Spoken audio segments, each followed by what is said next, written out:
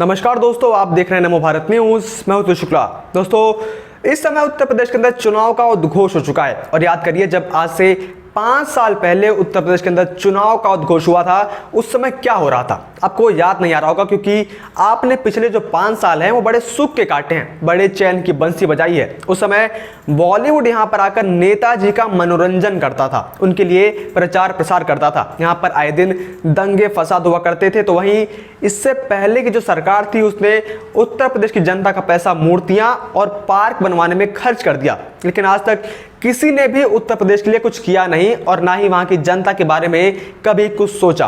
अगर सही मायने में कहा जाए तो यह लोग कभी उत्तर प्रदेश की जो असली क्षमता है उसे कभी समझ नहीं पाए, क्योंकि ये लोग जनता के लिए नहीं बल्कि अपने अय्याशियों के लिए काम कर रहे थे। लेकिन उसके बाद 2017 में उत्तर प्रदेश की किस्मत तब पलट गई जब उत्तर प्रदेश के अंदर योगी आदित्यनाथ की सरकार आई और उन्होंने उत्तर प्रदेश के विकास का बीड़ा अपने कंधों पर उठाया। और आज इन्हीं योगी आदित्यनाथ की वजह से उत्तर प्रदेश के यूपी मॉडल की चर्चा पूरे विश्व भर में हो रही है। आज इन्हीं योगी आदित्यनाथ की वजह से जो कल तक नाच गाने करवाया करते थे, आज ये लोग विकास की बातें करते हुए नजर आते हैं। लेकिन विडंबना यह है कि ये लोग सिर्फ बातें करते हैं और योगी काम।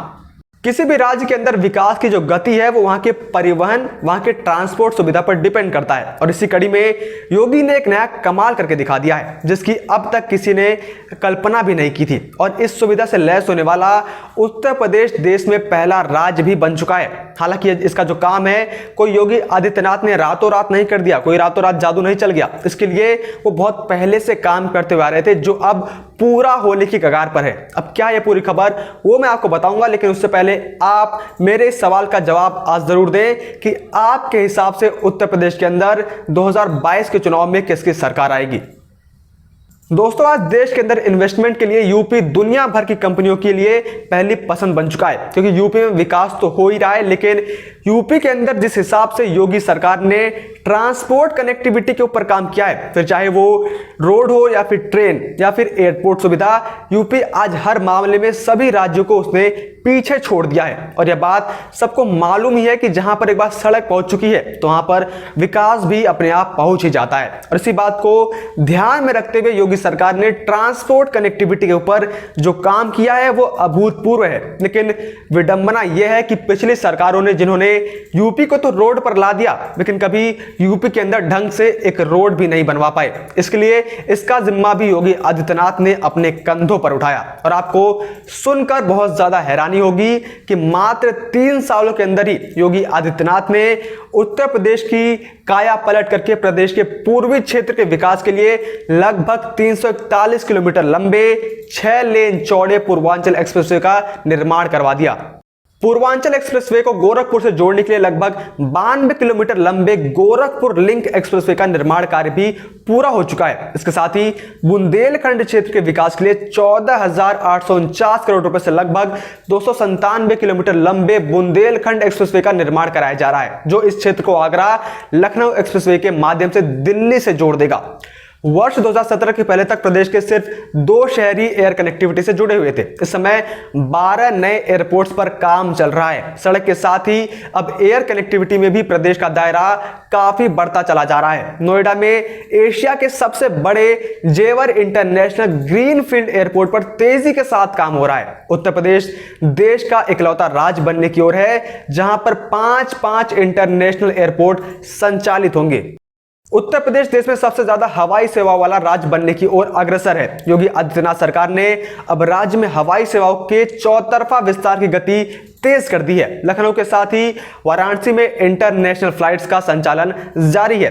काशीनगर के भी कुछ इंटरनेशनल एयरपोर्ट के लिए डीजीसीए का लाइसेंस मिल चुका है। इस तरीके से कुशीनगर यूपी का तीसरा इंटरनेशनल एयरपोर्ट हो जाएगा। इसके बाद ही रामनगरी अयोध्या और गौतम बुद्ध नगर के जेवर में भी इंटरनेशनल एयरपोर्ट का निर्माण जारी है। सीएम योगी आदित्यनाथ ने जेवर इंटरनेशनल एयरपोर्ट के बारे में जानकारी देते हुए बताया कि कोरोना महामारी के बावजूद जेवर एयरपोर्ट का कार्य समयबद्ध तरीके से आगे बढ़ रहा है। प्रदेश के विकास की दृष्टि से यह एयरपोर्ट न केवल प्रदेशवासियों के लिए एक मील का पत्थर साबित होगा, बल्कि उसके साथ ही प्रधानमंत्री की मंशा के अनुरूप एयर कनेक्टिविटी और बेहतर होगी।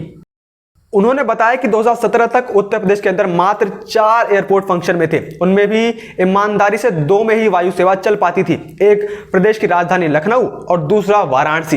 गोरखपुर में एक फ्लाइट कभी कभी आती थी और यही स्थिति आगरा की भी थी। लेकिन आज प्रदेश के अंदर 8 एयरपोर्ट क्रियाशील हैं। सीएम ने कहा कि 2017 से पहले हम लखनऊ, वाराणसी, गोरखपुर और आगरा से केवल 25 गंतव्य तक की वायु सेवा प्रदान कर पाते थे। आज ये वायु सेवा लगभग 3 गुना बढ़ चुकी है। 71 गंतव्यों तक ये वायु सेवा तेजी के साथ आगे बढ़ रही है और हमारे 8 एयरपोर्ट क्रियाशील हो चुके हैं। कुशीनगर एयरपोर्ट का कार्य पूर्ण हो चुका है। यह एयरपोर्ट अंतरराष्ट्रीय उड़ानों के लिए उपलब्ध भी है। जेवर एयरपोर्ट के बारे में बात करते हुए उन्होंने बताया कि यह एक सपने की तरह है। सीएम योगी ने कहा कि जेवर एयरपोर्ट प्रदेश के भविष्य की तमाम संभावनाओं को आगे बढ़ाने का एक बेहतरीन माध्यम है। मुझे पूर्ण विश्वास है कि यह एयरपोर्ट वर्ष 2024 तक उत्तर प्रदेश की $1 ट्रिलियन की इकोनॉमी के संकल्पों को एक नई उड़ान देने का बेहतरीन डेस्टिनेशन बनेगा। इस दौरान उन्होंने जेवर एयरपोर्ट के अंतर्गत आने वाले उन किसानों का आभार व्यक्त किया जिन्होंने